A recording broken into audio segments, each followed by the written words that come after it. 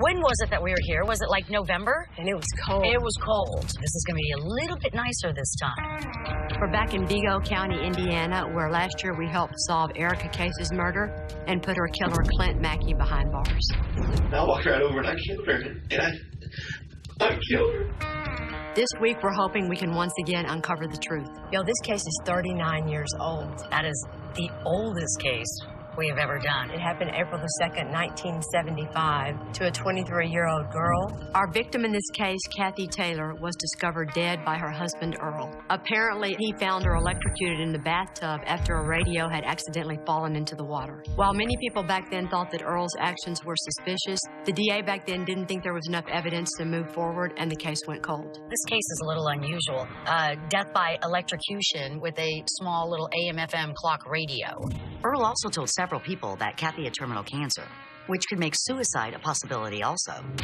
Kathy Taylor's family have always believed that he murdered Kathy, and no matter how long it takes, they're just as ready as they were on day 2 to see him get justice. It's been 39 years. There's no physical evidence left to be tested and no DNA to find. But that's never stopped us before. We just have a little bathroom with a little bathtub, but there's a lot to say about what happened here. The question is, was Kathy's death an accident, a suicide, or did Earl kill her? And if so, can we find enough evidence to prove it? It has been 16 years and still no answer. Police consider her killing a cold case. Years later, the case is still unsolved. There are so many cold cases out there just waiting to be solved. The crime scene ultimately tells the story of the murder. We want to bring justice to these victims. We feel like we're back home. Hey! So happy to see these two great guys. So happy to see you. We were thrilled the first time the team was able to come here. Everybody adds a piece to the puzzle. Hopefully we'll be able to make lightning strike twice. You ready to show us our room? Let's go. Same place, same time. Do it. It's kind of fun to walk in on the first day and everybody knows how it works. How are you? Nice Good. to see you again. How are you? Good. I'm glad you're back. Wet? Yeah. Coming with us this week to work on this case is Steve Spingola from Wisconsin. Ready to go to work? You got it. Steve is excited because he already knows John and Derek. They bonded when they were working together to catch Clint Mackey. What a great team. This case is a 1975 case. How old were you in 1975? Were you born? I wasn't born in 1975. I knew that was coming. That's how old this case is. Yeah. Well, y'all want to start with the beginning of the story on this case? Sure. Earl Taylor and Kathy had been married for a little under 2 years. On April 2nd, Earl Taylor comes home, approximately 4:30 in the evening, and he finds Kathy lying in a tub of water, appears to be dead, and between her lower legs is a radio, still plugged into the wall. Earl claims to then unplug the radio, take it out, drains the water, lifts her out of the tub, lays her on the floor, and covers her with a blanket. At that time, he calls his father. His father then drives to City Hall, where he asks the secretary of the mayor to call law enforcement, which she does. And John, back then, there was no 911, okay? But the way he still reported it by going to his dad first, that's weird, right? Y'all want to start putting what we have and what we do know on the board? As well. Sure. Okay. Earl Taylor. They've agreed already, apparently, to separate and divorce. In fact, Kathy goes to see a lawyer and make this final. According to Kathy's family and friends, she was looking to divorce Earl because he was messing around with a lot of other women, including a lady named Sue. The letter here to Earl from Sue, she's talking about how she wants to marry him, and this letter was dated November 13th, 1973. Earl and Kathy had just been married in late October of 1973. Y'all want to talk about insurance now? Oh, yeah, the big motivator. Earl had several small life insurance policies on Kathy, but Earl was an insurance salesman. And every insurance salesman we've ever met says you can't have too much. He might stand to gain right under $100,000. I thought that sum of more double if it was an accident. Accidental That's death. the way it added up to more money. Conservatively, then. Let's Right. say conservatively, right under $100,000. He's thinking he might benefit by getting rid of her. Right. Then why did he go around telling people she had cancer? cancer? It's a good question. Before she died, Earl told some people that Kathy had terminal cancer, leading them to infer that she might have committed suicide because of the disease. Truly, if he wanted to get double the money, so therefore it had to be an accident, then being terminally ill is not the way to do that anyway, so I don't even understand. If it's ruled a suicide, the insurance won't pay off. If it's an accident, it's double money. Double indemnity. Do we have anybody who can talk about At this cancer? point, no. So no nurse, no doctor. What about medical records? No. Wow. No one else knew of Kathy having cancer, and it's a bizarre thing for Earl to lie about, especially because if Kathy killed herself, he wouldn't get any of her insurance money. But we'll have to consider the suicide theory as we examine this case. Okay. How old is Earl now? He is 62 years old. He was released from prison this year. He had served a 60-year sentence for murder of a second wife by the name of Mindy. This is the first case we've had where our prime suspect is the convicted killer. 12 years after Kathy's death, Earl was convicted of murdering his second wife, Mindy, for a life insurance payout and staging her death to look like an accident. And he just got out of prison. How much did he do on a 60-year sentence? 27 years. But a prior conviction alone is never enough to prove guilt in another case. If Earl killed Kathy, we're going to need a lot more evidence. Well, I think we covered all the main points. The goal now is to make sure all witnesses can truly remember and testify to all these little things, though. Hopefully they're all still around. Some are, some aren't. Ooh. There weren't a whole lot of witnesses even back then. I would say anywhere from 25 to 30. I'm anticipating there will be about 5 that are deceased, which would leave us with about 20 to 25. If they're all around, we should still be okay. The first on the list would be Sheriff Ted Melvin, who has passed. Sergeant Brazier has passed. Okay. Dr. Jack Weinbaum It's passed too. has passed. Herman Munch has passed. Who else? Sue Orr, Harold Pons, Robert Wilson, Lila Winters, Mary Estes, and then I believe the suspect's father, Russell Taylor, has passed. That's a lot more people than I thought. It's like dominoes. We're finding out that one after another, a lot of our witnesses have passed away. God dog it. This is the first time that I'm honestly worried that we might be too late. So that hurts.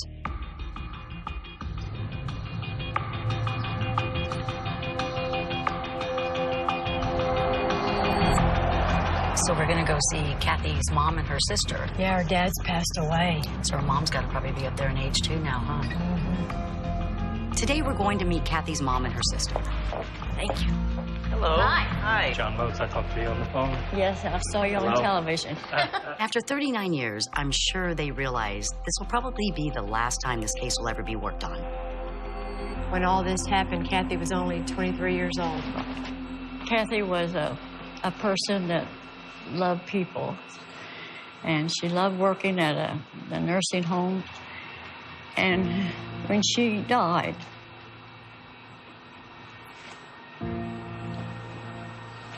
these people called, these old people called, and wondered why God didn't take them instead of her, because she was so good to them. Kathy was a kind person. And her sister got along so well. They played softball together. My girls never did like dolls. She was good at all kinds of sports. We would go bowling, and I always lost. But this was a terrible thing. Terrible thing. Her doctor is no longer alive, and we can't get the medical records to show that Kathy was a perfectly healthy 23-year-old girl. She was fine. Did she have any kind of cancer? Oh, no. Nothing at all? No. Kathy's family didn't know anything about this alleged cancer diagnosis, so was she keeping it a secret, or was Earl lying? And if he was, why? They find Kathy on April the 2nd. The weekend before then, do you remember if she had come home to visit y'all? Yes, that was Easter. So she was home Saturday and Sunday, and she left Sunday afternoon to go back to Terre Haute with reservations from us. Reservations, why? We wanted her to wait. I think we knew that there would be trouble. But she was done with the marriage. She was done with the marriage.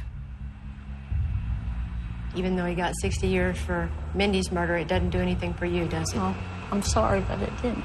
Because why? Because he should have been in prison before that, and then that wouldn't have happened. Mindy would still be alive.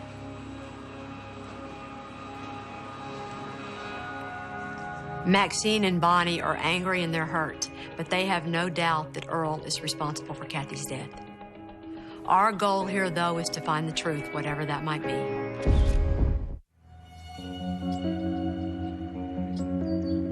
We're in Vigo County, Indiana, where in 1975, Kathy Taylor was found dead by her husband, Earl.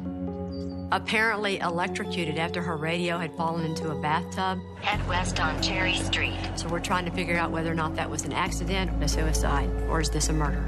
Earl just finished serving 27 years in prison for killing his second wife, Mindy, and staging her murder to look like she accidentally drove herself into a lake.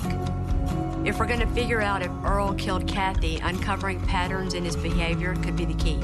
Hello. So we're going to talk to Mindy's sister.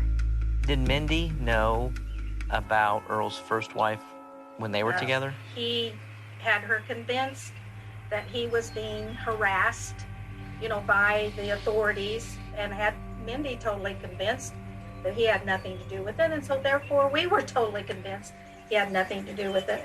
He even took her to the gravesite. Did you ever have a conversation with Earl about his first wife's death?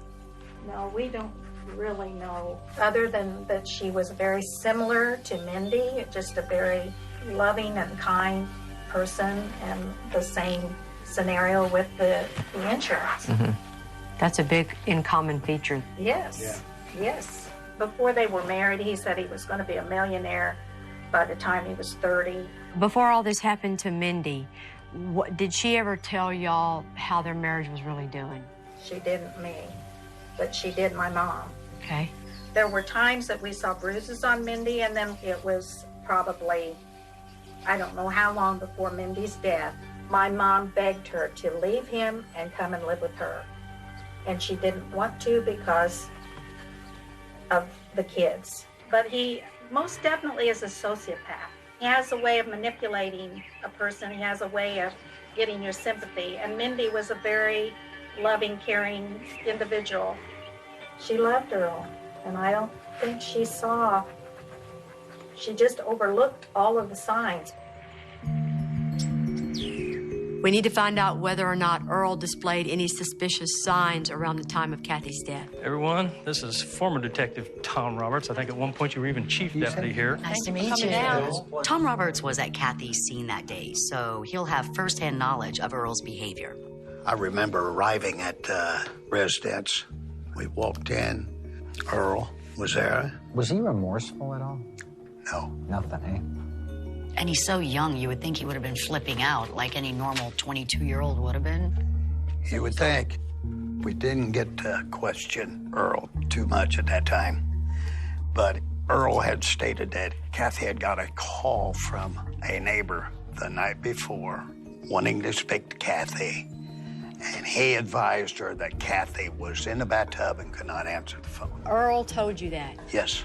Beautiful, beautiful. Officer Roberts heard out of Earl's own mouth that Kathy was taking a bath the night before she died. So who takes a bath at night and again the next morning? It doesn't make sense, and it kind of suggests that Earl wasn't being completely honest with the police. Oh, I think I want to kiss you.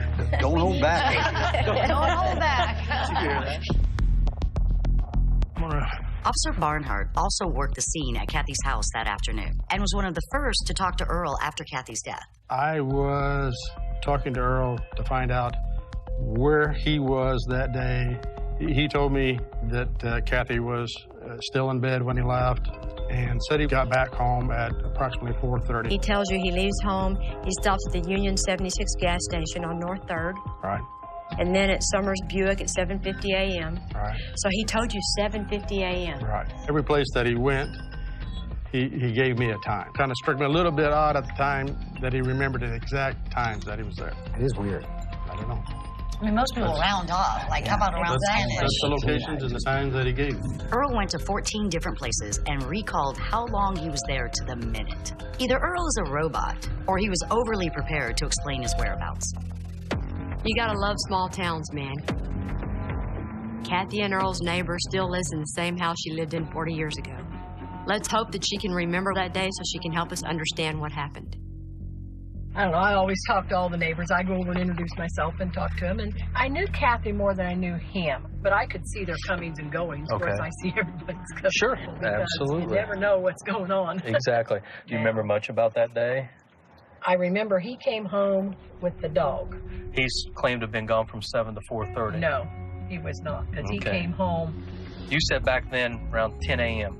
That could be right. And you saw him drive in? I saw him drive in and get out of the car with the dog, which I thought was really weird. Why was it weird? Because I just never seen him leave with the dog. Okay. Kathy Smith saw Earl at his house during a time Earl claimed he wasn't at home. How could he meticulously mention 14 different places he went that day down to the minute and not remember to mention that he was at his own house at that particular time? Usually if she was home, the drapes were open. Most of the time, yes. And on the day that she ends up being found, they were closed. The whole day. Okay.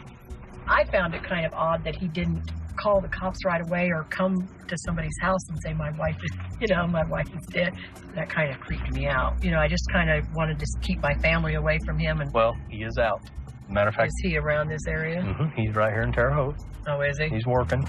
I just think that was one of those cases that somebody just got away with murder. I really do.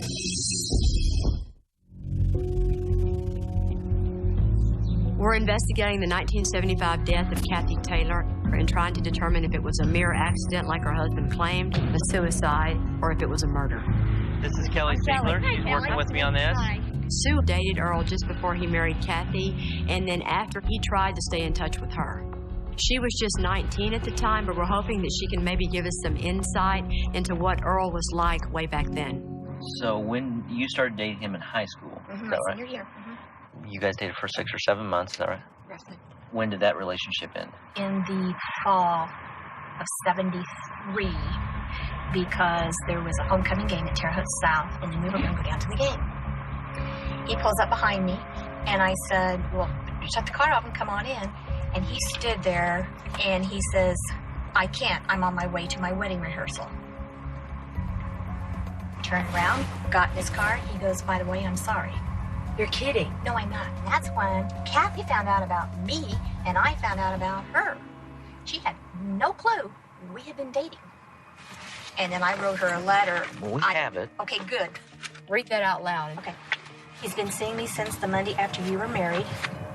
He asked me to marry him 1 week before his wedding. He told me that he told you he didn't love you, but he still loved me. He said before anything happened to you, he'd take out more insurance. Yeah. So we could live quite well. Yep. Sue's letter and testimony is evidence that Earl himself made a direct connection between receiving life insurance and separating from Kathy. So that is another piece of the puzzle that shows us Earl's motive. Why'd that affect you so much? He killed her. I'm not stupid.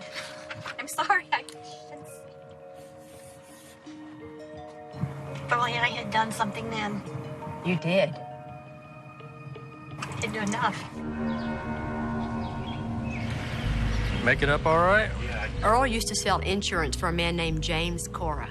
Maybe he can tell us more about Earl's interest in insurance professionally and personally. People seemed to really like him. Right. For some reason or other, I just didn't trust him. One of my secretaries came to me one day. She laid down about 5 envelopes using our office address in the name of Kathy Taylor. And what they were life insurance policies that Earl had purchased on her life through mail order life insurance companies. And probably a couple days later, Kathy came in, we met in my office. Obviously, she didn't know about them, didn't sign them. Wasn't her signature? Correct. Okay, that they've been forged? Yeah. James tells us that not only did Earl order multiple life insurance policies on Kathy, but he had forged her signatures and had them delivered to his work to avoid Kathy seeing them. This is big. And I'll never forget these words that she used. She said, I think he's planning on bumping me off. Earl's a cold person. His whole life is a scam. Yeah, it is. Thinks he can get away with anything. And He was young. Learning. Yeah. He was young. He was Just learning his trade. We poked all kinds of holes in Earl's alibi and uncovered his scam having to do with insurance policies. Both of those are great pieces of circumstantial evidence. But to prove a case against him, we need to see if the way Kathy died suggests murder. Dr. Kaur is a forensic pathologist here at Regional Hospital. Since the original medical examiner has passed away, Captain Moats has arranged for Dr. Kaur to help us understand how Kathy died. What would you say is your medical opinion as far as what you would expect to find if she would have been electrocuted? Electrocution generally stops the heart. That's how it causes death. Yeah. Breathing should stop pretty much instantly, so you should have basically normal appearing lungs. Nevertheless, in this case, we did have edematous lungs. Now, edematous lungs means fluid collection within them. Lungs, in her case, there's a lot of fluid in there, so that tells me it's inconsistent with electrocution and consistent with drowning. Even though the original autopsy report didn't rule out electrocution, it's more likely Kathy drowned. That's huge. What we do see in the autopsy is documentation of several small bruises around the face and chin, and the inner aspects of the arm. So we're just talking somewhere here. 2 by 2 centimeters. So. Yeah. Now, if they're 2 by 2, basically is almost not quite an inch. The bruises on Kathy's arms are suspicious, and they're also about the same size as thumbs. Thumbs that could belong to an assailant who clutched her arms as they held her beneath the bathwater to drown her. What they did notice at autopsy was rigor was no longer present in the large joints, but was still present in the ankles and wrist. That tells me it's been a while. Many factors affect rigor mortis, but typically soon after death. Chemical changes in the body cause a gradual stiffening of the muscles, which would put you in full rigor in about 12 hours. Then the process reverses in much the same way. Earl claimed that Kathy was alive when he left the house at 7 a.m., and she was dead when he returned at 4:30 p.m., suggesting that she died taking a morning bath. And when Kathy's coroner arrived, he noticed minor stiffness in her body, which would be consistent with the early stages of rigor, not rigor that had over 8 hours to set in. The other issue is when they opened the stomach, documented the contents. We've got corn and peas. What's in her stomach from her last meal, time-wise, suggests an evening meal and not a breakfast-type meal. Peas and corn sound a lot more like dinner than breakfast. And if you consider that Earl told Detective Roberts that Kathy had taken a bath the night before. Earl told you that? Yes. It seems likely that that's when Kathy actually died, which means her body was at the end stages of rigor. And that means Earl was lying. You didn't see anything that had anything to do with her having any sort of cancer in her body? Dr. Weinbaum, who did the autopsy, was routinely looking for natural disease. So if he had seen cancer, he would have noted that. And the fact that it's not in his report says there's actually no evidence of cancer going on. It's now crystal clear that all of Earl's stories about Kathy having cancer were just that, a bunch of stories. Most likely just to garner sympathy from all the other women in his life. Doc, I got a question for you. And we all know about the second wife. Second death, yes. Both of them are water-related. From medical terms, is there anything that you can think of why someone would choose a water-related death multiple times? This has nothing to do with forensics, but I mean, anything you do, if you've been successful on, one occasion and, gotten away with it, why change?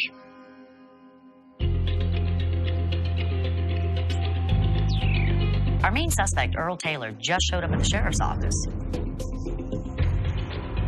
Oh, my goodness. I'm wondering if he heard we are reinvestigating the case. But more importantly, what the hell is he doing here?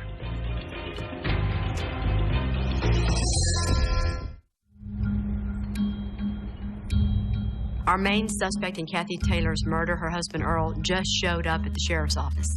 Unfortunately, he wasn't here to confess. He just came to register as a violent offender. So he registered with his current address, phone number, all that kind of stuff? As of right now, we just have the address for where he's living. It's too early for us to question him about Kathy's death, but it's just another frightening reminder that he is back on the streets. Bet he just doesn't have any idea what's coming.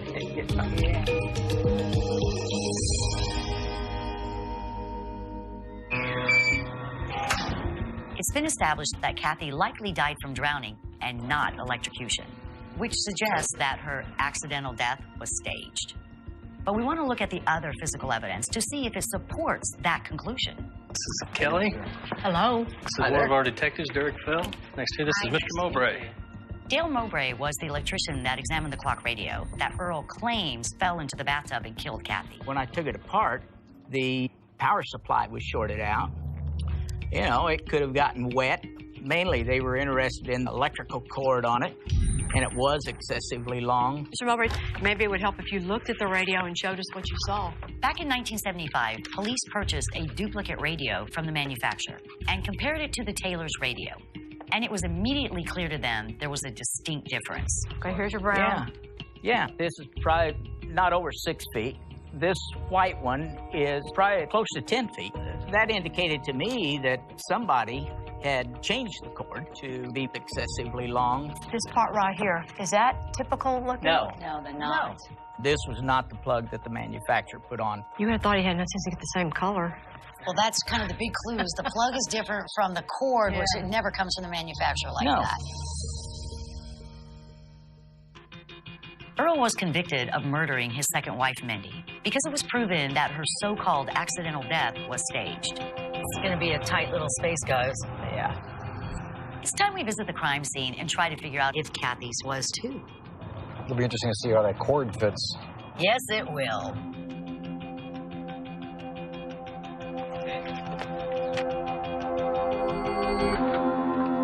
Oh, actually, all of this is the same. Our bathtub, everything is the same, guys. The difference is we'd have to just picture the doors here, okay? The most important thing to understand is the distance between the outlet and the tub. According to Earl, Kathy's radio had accidentally fallen into the bath while it was resting on the edge of the tub. The question is that even possible? Okay, so here we have the manufactured radio that the sheriff's office had purchased. This would be the 6-foot cord. So that's the standard cord. You're reaching it as far as you can right there. Mm-hmm. It's extended as far as it'll go. I can't pull it any farther. So now let's look at the other one. Now we have the actual radio from evidence back in 1975. Right. You can already see the difference. So we can move it all the way into the and right bathtub, into the bathtub. and you still have Plenty cord of just excess there. cord. If Earl staged the scene to look like an accident, he clearly had to tamper with the radio cord in order for it to reach the tub. And really, what other reason could there be? It makes no sense why Kathy would have wanted something as dangerous as a radio sitting on the edge of her bathtub. Your counter is literally right here. Why would you not just leave your radio plugged in with a normal cord, leave it on the counter? There's one right there in the corner from our new homeowner. You leave it there. It doesn't even make one bit of sense. It just doesn't. This wasn't an accident, and the cause of death wasn't electrocution. It was Earl. The medical examiner does talk about some bruising right on the inside of the arms. I'm kind of thinking pressure points from thumbs. Thumbs are very strong. They're actually the strongest of all of your fingers on your hands, so you're going to add a lot of pressure inside of those arms holding them down. Okay, here comes the trial lawyer here. We're going to do a reenactment.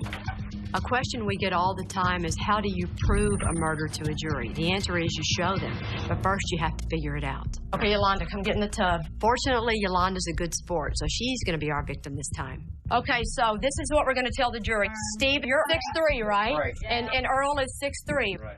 Okay, you're Earl. Right. She's Kathy. She's in the tub. Remember the bruises on the arms. You show us how you think it happened. So what I'm going to do is I'm going to reach down, I'm going to bend over. He's holding her down here. That's where the bruises are going to come in between the elbow and the shoulder. Her hair is going to get wet because now she's under this 8 inches of water. Why can't he just come up to her like this and hold her down? And smashing her head and bruising the chin like this. It could be. It could be. I think they even said the bruise on this arm is darker than the one on this arm because he's pushing more weight this way. Because he's holding his own weight across the bathtub. Okay, pretzel lady, we're going to try the third theory. You're going to lay face down in the tub. This is how the injuries of the chin could occur. I know, but why would she let him do that? How about this? Does he have to push her head to the side and hold her head to the side to get her underwater? 8 inches up to here. See? You may have to shove her chin to the side while you're holding here and pushing to get her head under the water to drown her. John nailed it. With the bruises to Kathy's chin, it's likely Earl pushed her face to the side beneath the water until she drowned. He was talking about he pulled her out. How would you have been able to get out with the doors being there? When police arrived, Earl had already removed Kathy from the bath and had set her beside the tub. But given the small space and the sliding doors on the bathtub, it's not natural for him to have placed her there. You'd pull her towards the hallway. Yeah. You wouldn't pull her into here, right? Yep. My theory is he doesn't pull her out of this side. He actually slides it this way. It makes much more sense for Earl to have removed Kathy from the tub and laid her near the hallway. I'm going to pull her out in an angle and leave her right here because there's more of an area. And since that's not where Kathy was, it suggests something else altogether. Her waist. Yeah, it's like right here. It's right here with this wall. Right. I see her body being positioned where it's at to shut that door. You know, you shut the door He's and forget got to about leave it for her for a minute. half a day to run all of his errands, so he wants the door shut. Okay, so watch my hair as this happens. Ready? Yep. Pull you in towards the tub. I'm going to stop right here. See how the hair falls? There you go.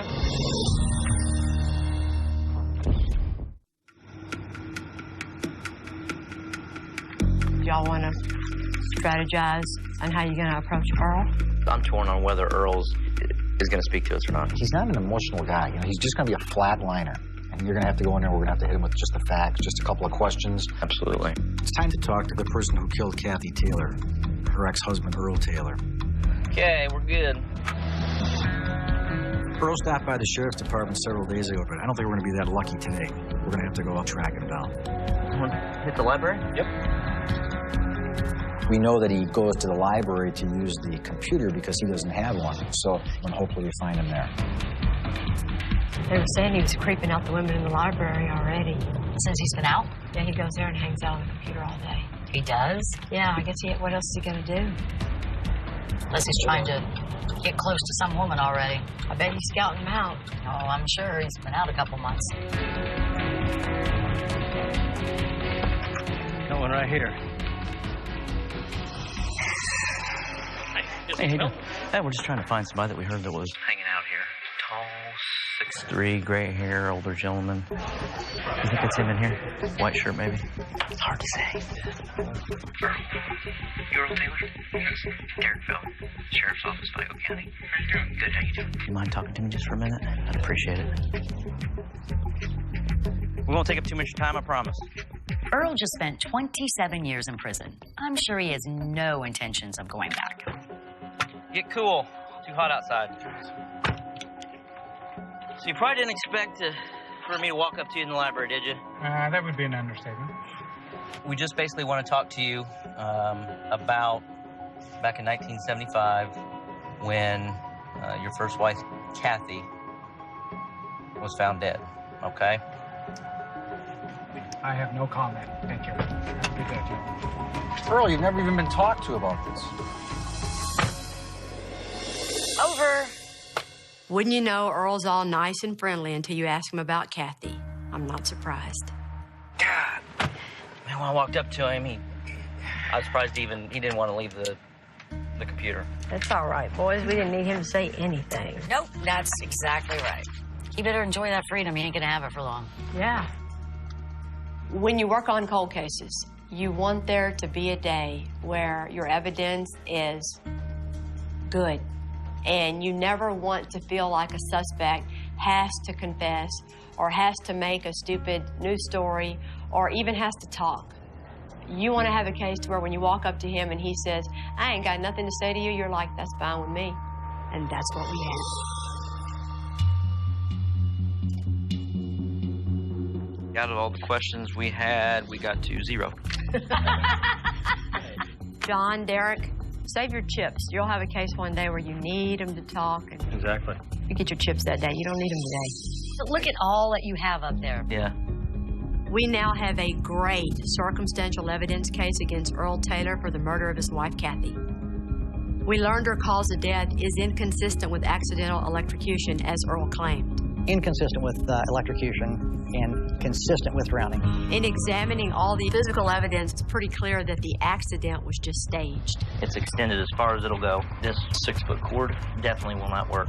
We found witnesses who can testify that not only was Earl's alibi manufactured, Every place that he went kind of struck me a little bit odd that he remembered an exact time. but it's just a big old lie.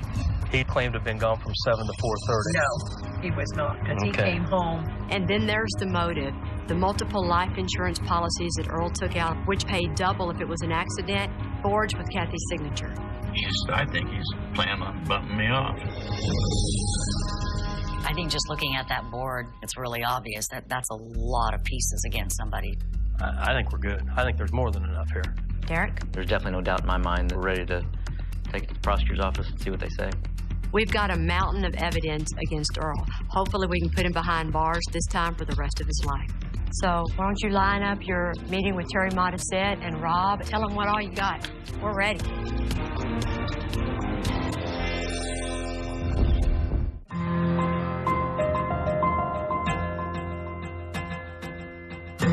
Guys. Hey, good to see you again. We've built a fantastic case against Earl for the 1975 murder of his wife, Kathy.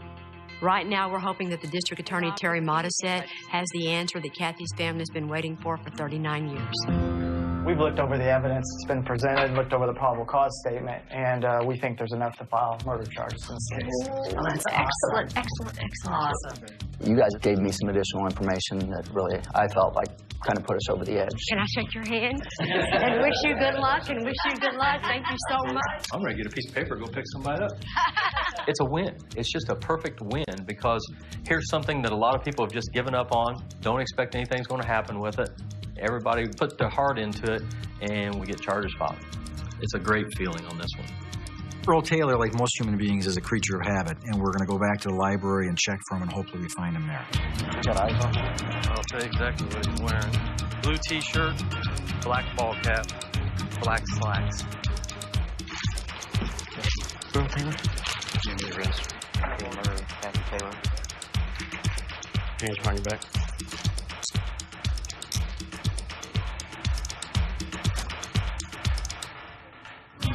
Kathy Taylor is the kind of victim you go into law enforcement to help. And if you decide you want to be a cop like Derek and John, there's never a more important case you're going to work on than one like this.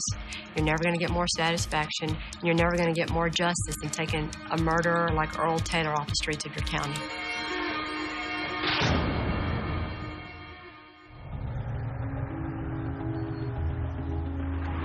Morning, ladies. Glad to see y'all again. Glad to see you, too. See you.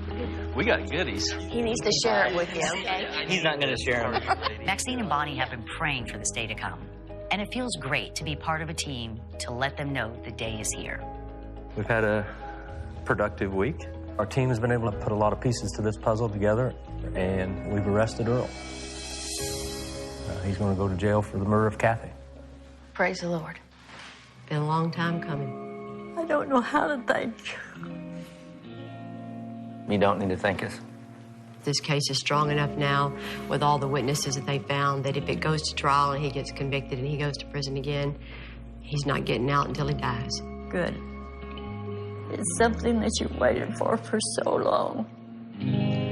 For him to pay for what he's done to my daughter.